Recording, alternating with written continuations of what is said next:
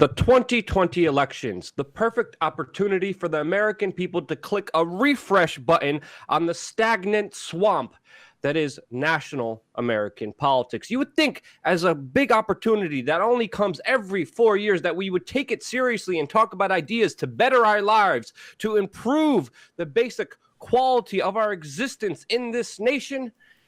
And no. We're talking about elitist ideas and Twitter snobby comments as actual policy, as we are seeing the discourse now portrayed with just more asinine, insane, cancerous ideas being put out there, including ones by Bernie Sanders, who's talking about violent sexual predators having the right to vote. That's literally the discussion that's happening right now that we're going to get into. Jason is going to challenge me that on some levels. We're going to play the Bernie Sanders clip in full. It's a big kind of video, so we're gonna break down his exact position without, of course, Jerry picking it. But the cancerous dialogue is only enhanced with, of course, the rectal cancerous cavity that is the elitist mainstream media, including publications like Newsweek, that released an article about this similar topic, allowing felons, prisoners to vote, with their headline, Pete Buttigieg, who, by the way, is polling third in the presidential candidacy for the Democrats in 2020. Pete Buttigieg has a problem with black voters, and his town hall answer on incarcerated voters shows it. Holy cow! Well, the article here that is listed specifically says Pete Buttigieg doesn't support voting for incarcerated felons, and automatically their headline here is that insinuating that, of course, all black people are criminals. That's essentially what they were saying here. And again, Newsweek had to tweet. A previous version of this tweet has been deleted. We've corrected this tweet to better reflect the headline of the story. No. You insinuated, because you tried to bring in race and politics like you do to every aspect of this, to make this not a serious discussion, to try to be a bully here and say anyone who doesn't agree with you is racist. Meanwhile, you showed your true colors and you were the ultimate racist here. And the Pete Buttigieg kind of argument is absolutely insane. Jason, this conversation is absolutely insane. And say Pete Buttigieg, by the way, and let's play this Bernie clip. Yeah, there's a lot of aspects to this, and I'm not going to say Pete Bootlicker, because that's all he is anyway. He's just an establishment politician that I don't happen to agree with many positions on. Buttigieg, and he's a mayor. Yeah, I Bootlicker, I actually agree with him on this one. But I'm surprised you do. After all, you live in an imagination world where there shouldn't be a government, and therefore there shouldn't be people in jail anyway, or felons, because where would they stay if the government didn't take care of them? And why would they vote for government officials if they didn't exist? So I'm really not sure how you even take a position on that, Mr. Anarchy. But no. I'm saying these ideas are asinine. I'm not saying if I personally agree or disagree with them. I say we need to look at this Bernie clip, get into the bigger details of them. But another aspect, we could go into the debate on this a little bit later, is, of course, I believe in individual rights. And I do believe individuals have a right to come together and decide how they want to live together without, of course, coercion or force. I do believe in self-defense, and I do believe in a kind of stateless society that brings up a lot of problems. There wouldn't be a huge prison population that, of course, is incentivized by private industry. Again, that's we can wait, you said private industry, though. Incentivized by private, so not government. It's incentivized by a private industry that's incentivized by the government. That wouldn't exist without the government. It's weird. There's a reason this private industry is able to go to judges in the state institutions, pay them off to throw little kids in jail for jaywalking and other small infractions, which was documented before. And of course, these private industries have, of course, major sway on government, the public industries, and that's why we have this big prison population, because of that kind of quasi bull crapness. And I say you get rid of one of that quasiness, you don't have that cycle of negative thing. Again, let's debate this after all, but let's get into this Bernie Sanders clip. I'm not backing down here, Jason. Well, we'll have this discussion, but we need to get into this Bernie Sanders clip because it is very long, and we do deserve to let people know his full view on this matter, because he goes into great detail about it. Yeah, so right off the bat, I want to say I do not like how this girl frames, or woman, or whatever she might identify as. God forbid I misgender her. And she starts kind of making the most extreme case with the Boston bomber, and personally, I think there's some questions there. So that I have an issue with, and then violent sexual assault victims. But the question is, would he allow felons in prison to vote, even the most violent of offenders? But I want to let you watch her frame it and hear his answers. Senator Sanders, you have said that you believe that people with felony records should be allowed to vote while in prison. Does this mean that you would support enfranchising people like the Boston Marathon bomber, a convicted terrorist and murderer? Do you think that those convicted of sexual assault should have the opportunity to vote for politicians who could have a direct impact on women's rights? Okay, thank you for the question, Ann. And let me stop that for a second, because when she says a direct impact on women's rights, no, felons would have a direct impact on everything, because unfortunately prison populations are extremely high, especially in urban areas and city areas. So if you had a prison population that was extremely captive, number one, politicians would cater to them more because they could actually get their votes. There is poor turnouts in the United States, and it wouldn't just be about sexual assault, Luke. It would be about everything.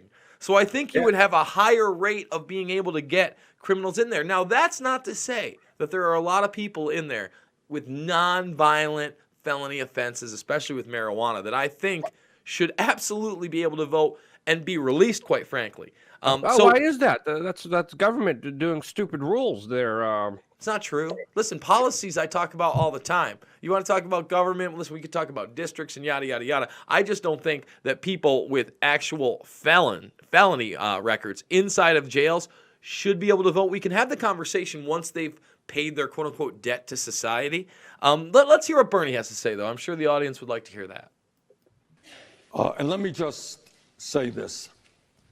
What our campaign is about, and what I believe, is creating a vibrant democracy. Today, as you may know, we have one of the lowest voter turnouts of any major country on earth. I want to see us have one of the highest voter turnouts. And by the way, what we're seeing is more young people getting involved in the political process, but not enough. And in my view, if young people voted at the same percentage that older people voted in this country, we would transform this nation. But to get to your point, we live in a moment where cowardly Republican governors are trying to suppress the vote. Now, again, what I'd like to start with there is notice it's cowardly Republican governors are trying to suppress the vote. Yes, it's the Republicans that don't want the felons in jail to vote. No, again, Pete Bootlicker obviously saying to himself, wait a minute, I wouldn't want felons to vote either. That's insane. And then what happens? He gets smeared in Newsweek as some kind of a racist, even though race doesn't really have anything to do with the prison population other than it's disproportionately non-Caucasian. Buttigieg, Jason, say Buttigieg. Regardless of that, there does deserve to be a bigger discussion, because a lot of Democratic districts are where inner city districts where a lot of the criminals do come from. Let's just admit that. And they are shipped out to, of course, rural suburban districts. And a lot of times prison populations are a lot bigger than the actual populations of cities. And by Bernie Sanders' own rules, a lot of these democratically extracted criminals would be in conservative districts. And of course, they would be voting, obviously, usually predominantly from the region that they came from, which was also strongly Democratic. I don't think that's a far assessment to make here. And I think that's his ultimate, that's the bigger thing that they're trying to, that Bernie doesn't really acknowledge here, that I think is important to acknowledge. Buttigieg, Jason. And in fact, right here, as you may know, in New Hampshire, the legislature and the governor are working hard to make it more difficult for young people to vote.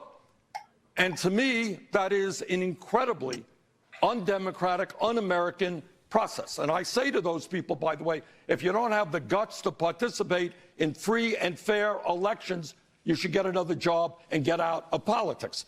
All right? So we got to...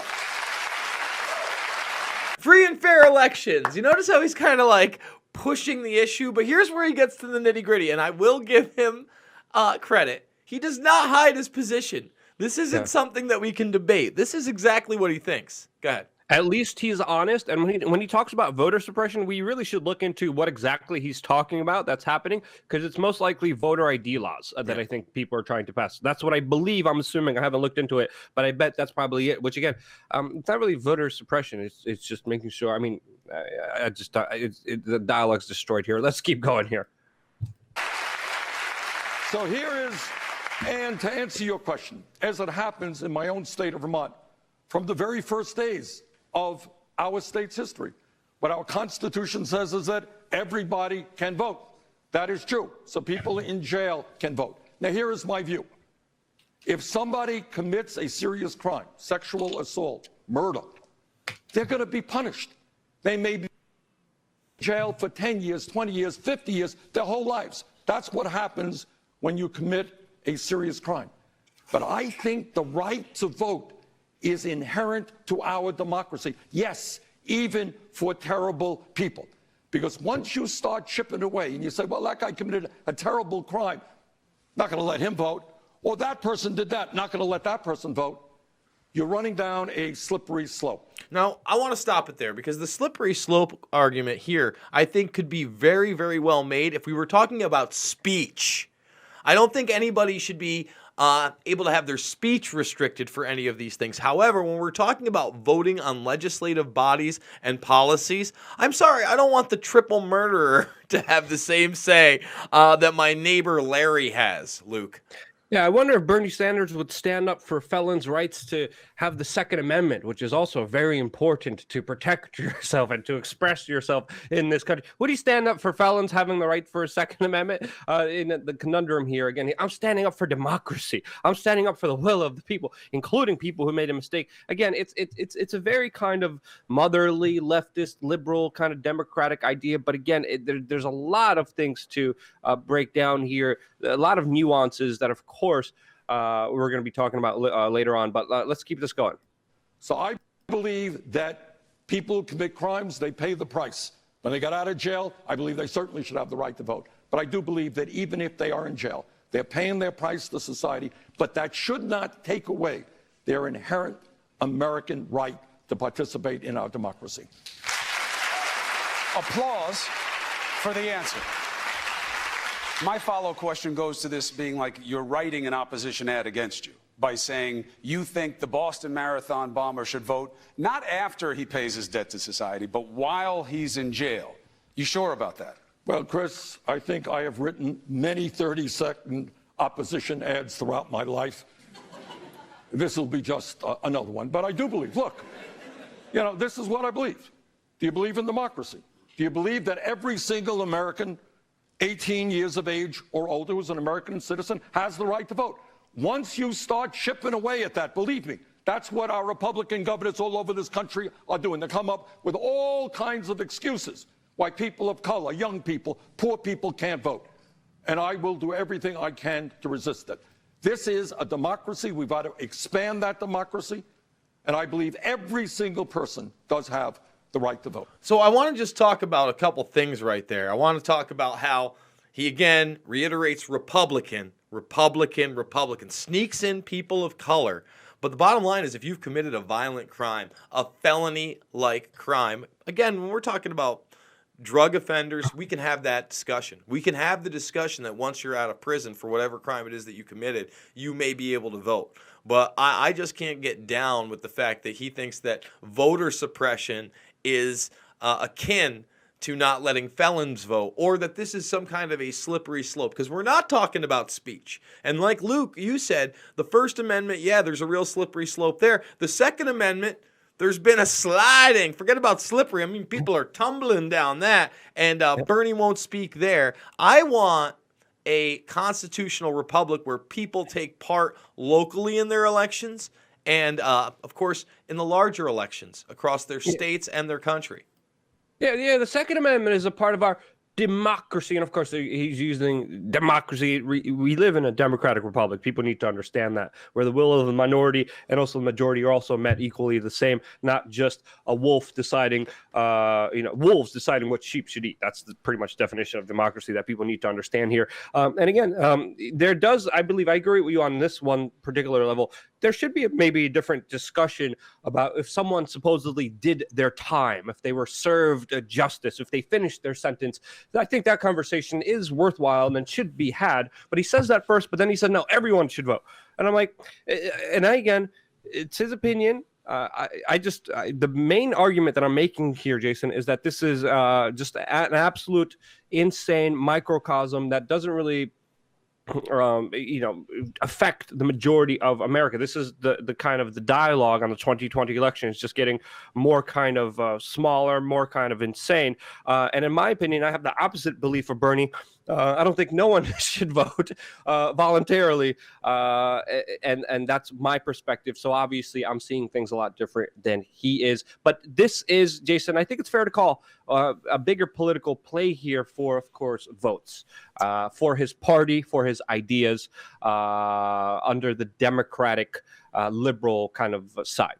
Well, I think when he takes positions like this, he doesn't have a snowball's chance in hell. I mean, let's be honest. I mean, Kamala Harris, who they're trying to say is the front runner, and we're so early, folks. I want to let everybody know there are no real front runners. We'll see what ends up happening in the next 3 to 6 months, and then we can start talking about who may be the candidate for president. I do not think it's going to be Bernie by telling us that felons should vote everywhere. This will make a more robust democracy. Most people who have common sense would think that that is not the case. And as far as making ads against himself, well, he doesn't have anywhere near the momentum that he did in the last election, despite the amount of campaign funds he's raised, Luke. Yeah, you make a good point, but according to the early polls, it's Biden, Bernie, and Buttigieg. I still can't believe you can't pronounce Buttigieg, and I can't believe I'm actually pronouncing something correct for the first time. But regardless of that, if you want to get into this larger debate, we can, Jason, because obviously you have your perspective. We talked about it earlier. But I think we pretty much said everything we said on Bernie. I don't believe we would have these larger kind of institutionalized problems if it wasn't for this kind of big state, if it wasn't for, all these laws, if it wasn't for, people just being sent to prison for having a plant. And I think that incentivized and created this private jail industry that has taken benefit of the people and does need to be addressed, because it is not a justice system. It is just what people have even akin to a slavery system where workers are forced to work for pennies on the dollar, literally, for other corporations. This is the total opposite of what a free market, in my opinion, would create, because this is what happens when you have the collusion of the state and private industry working in cohesion against the best interest of the people, underhandedly, and acting like they're doing a public service when they're not. That's my opinion on this matter. I mean, there's some of that's true. For instance, obviously there's a financial incentive for private businesses to be involved in the military. Oh, I'm sorry, the prison industrial complex. So there are similarities there. However, when you're talking about like the society where everybody's riding a unicorn with a leprechaun on the back and there's gold bags and everyone treats everybody great and there's no reason to have the law. Remember we began government kind of small with things like, sheriffs, local government with sheriffs. We'd vote on our law enforcement. Those were the jails. It's gotten out of control for sure. When you talk about marijuana laws, I would be for blanket commutes on sentences for nonviolent drug offenders, of course. And again, we had the conversation before. It would be fine with me if we talked about on a case-by-case basis, if a felon has done their time, served their time, if you will, they may be able to vote. You and I both know if you have enough money and you're charged with a felony, you probably aren't going to be convicted anyway. I mean, unfortunately, we all know it's an injustice system, but it's imperfect because human beings are imperfect. I'm not going to get into the larger discussion of whether anarchy will work or not, but I will say this. When you look at imprisoning people, you have to look long and hard why you're doing so and how you're doing so. And if you're doing so simply for profit, and all of a sudden you're looking at numbers, that is not the way to do so. We should be in a reformation system where we really want people to go back into society and be better than they were before, instead of these cycles where they're in and out of jail until the day they die, Luke. Jason, in my opinion, that's only going to happen with decentralized systems instead of large centralized systems. And I think if we didn't have the state, we would have people do contracts with one another and live in a more community-based system where communities would decide, hey, how do we want to live? And then problems like mental illness or drug use, I believe, would be addressed more concretely on a community level, just like it is in places like Tehran that does not have a government in Mexico.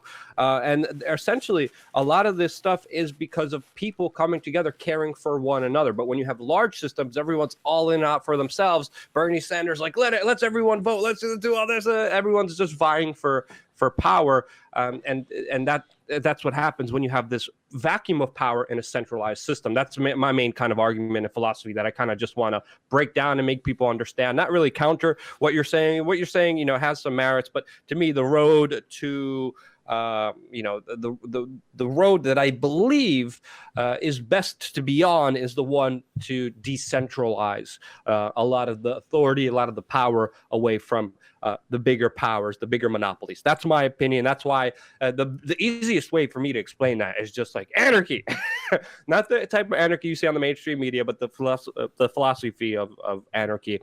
And again, I'm critical of everything. There's critical points you could say about anarchy. It's going to be messy at first, 100%. I'm never saying it's going to be clear cut. No, Luke. It's going to be messy at never, because it's never going to happen. So listen, guys, this video has already gone on way too long. We might as well be talking about like Bigfoot at this point, because that's when anarchy is going to hit. We'll do a live video. We'll do a live video for the sponsors, and then we'll debate this for like an hour. That's for later. That's fine. Guys, we're doing 4 videos a day across 2 different platforms. That's Pulse Change and We Are Change. This week, we're trying out 2 videos on each. We're also trying to premiere them. So if you catch them when they go live, usually somewhere between 4 and 6 o'clock, you can actually engage with us in the chat. It's a really cool feature. You can share those links as it's going on afterwards. It's just like a regular video. So please share the stuff on social media. Make sure to ring those bells, and that way you'll know which video is coming out when, so you can kind of pop a squat and get into the chat room a little bit early. But most importantly, guys, when there is something ridiculous said by a mainline candidate like this, and you think it's ridiculous, get out there and talk to people. Let them know, hey, this guy is actually running for president and might get the Democratic nomination. He wants felons to vote.